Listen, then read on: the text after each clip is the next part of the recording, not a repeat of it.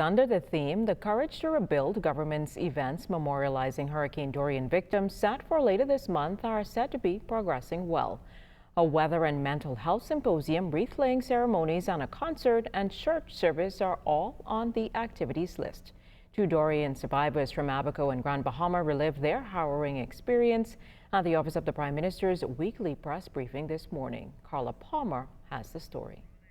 I could remember the day as it was yesterday. Those are memories Pastor Stephen Knowles of Murphy and Dundas Towns is not pledging to forget, but can't even if he tries. And I remember climbing a hill only to find more than 40 other persons trapped with nowhere to run.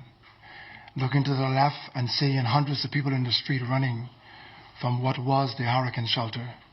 Looking to the left, which takes me to Marsh Harbor, and not being able to recognize the landmark. It was all gone. The ocean had come up, and I could see the tails of the sharks or big fishes splashing in the water, and hearing the scream of the people from the mud and the peas.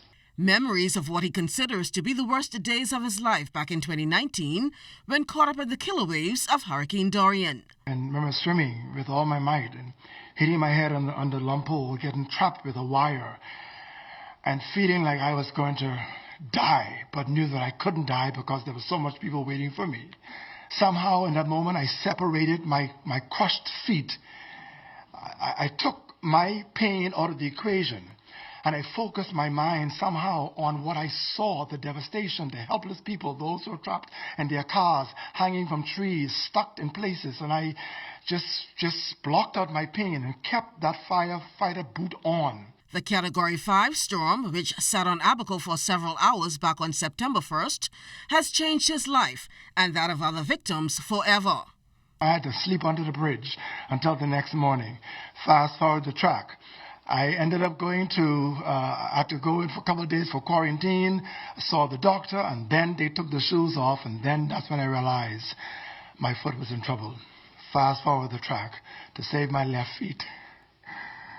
I had to do more than 7 surgeries, more than 285 rounds of physiotherapy. This month is going to make 3 months since I've been in my own shoes. Government's week-long Hurricane Dorian memorial events run August 26th through September 4th. Pastor Knowles is emotional. Although seemingly momentarily weak in the flesh, he's strong in faith and grateful. I've come today to say thanks to the Prime Minister for having something in Nassau, because there's a lot of us here.